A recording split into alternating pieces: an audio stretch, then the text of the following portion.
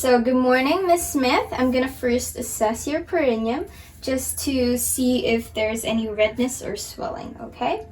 So I'm gonna pull down your blanket and put up your shirt. We're gonna cover the areas that we're not gonna assess, and I'm gonna pull down your panties, okay? So as per assessment, patient's perineum seems to be a little red. There's a little bit of swelling, but there's no presence of foul smell. So the discharge is a bit pinkish to brownish and the amount is scanty.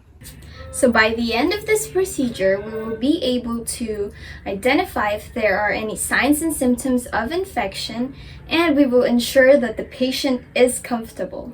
So good morning, Ms. Smith. So for today, we will do perineal care. This procedure will help us ensure that we clean any vaginal discharge, as this vaginal discharge might cause infection. So this procedure will also help prevent any infection. So for this procedure, Ms. Smith, I will be exposing your perineal area, and we will be applying waterproof pads underneath or just above the bed to ensure that you and your bed will not be soaked. Once the perineal area is exposed, we will clean it using an irrigating solution. And then we're just going to clean up everything and then put everything back to normal.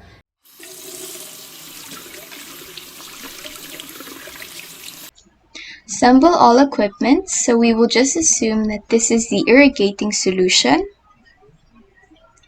and assume that this is the forceps,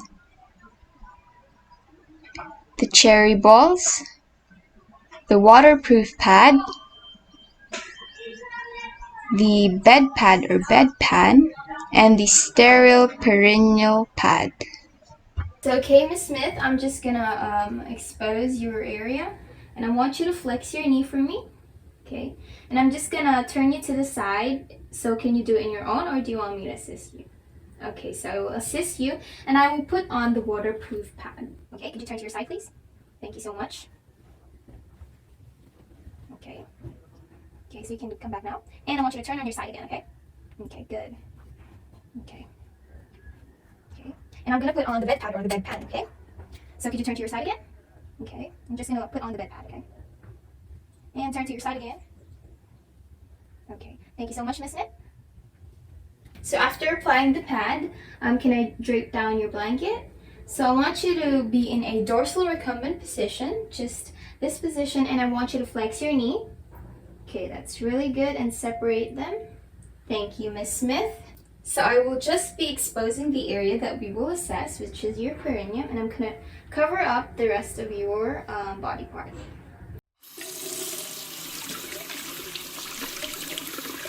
I'm gonna apply first clean gloves, but make sure that you've washed your hands prior to doing this. The other side.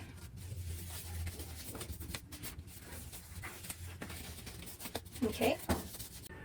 So my patient is now in a dorsal recumbent position with the knees flexed and separated. I've exposed the perineal area, and I'm gonna first separate the labia, and I'm gonna pour the irrigating solution. And with my forceps and cotton balls, we're gonna first wipe the labia minora, which is inside. We're gonna do the rule of sevens from the clitoris and down. And we're gonna throw away this cotton, then get a new one. And the other side now, and down. Okay. So after that, we're gonna now wipe the labia majora. We threw away the old cotton and now we got a new one.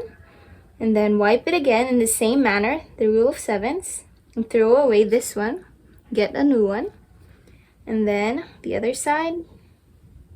Okay. We're also gonna clean the middle part over here, just downward, and discard this cotton ball. So after cleaning with the irrigating solution, we're now going to dry it. We've got new cotton balls again, and we're just going to separate the labia again. And then we're going to first wipe the inner side dry first. So the labia minora first in one side and discard. Then get a new cotton ball And do on the other side the same way. And discard, get a new one. Now for the labia majora, discard, get a new one, and the other side. Okay, and a new one for the middle part. Okay. Now we're going to apply the sterile pad on the patient. And then we're gonna wear her underwear. So after placing the client's underwear back to the same place, we're now going to cover her up with her blanket. Make sure that it's not wet. And then we're going to remove the pads underneath. So you can now sit in a comfortable position, but first let me remove the pads. Could you turn to your side again? Thank you. And to your side. Okay. Thank you, Miss Smith. And I'm going to cover you again with a blanket. And we're going to discard all the things that we used in a yellow bin, including our gloves. So assuming that this is the yellow bin, we're now going to discard our gloves into the yellow bin. So after assessing the patient and doing the procedure, the discharge was pinkish to brownish and the amount was scanty, which is normal for her condition. And so we just document these findings and then put it into the chart. Now we will evaluate the procedure. So Miss Smith, did you feel any pain or uncomfortableness during the procedure? Okay, that's great. So as per the patient, she did not feel any pain or uncomfortableness. She was comfortable while doing the procedure. There were no signs and symptoms of infections.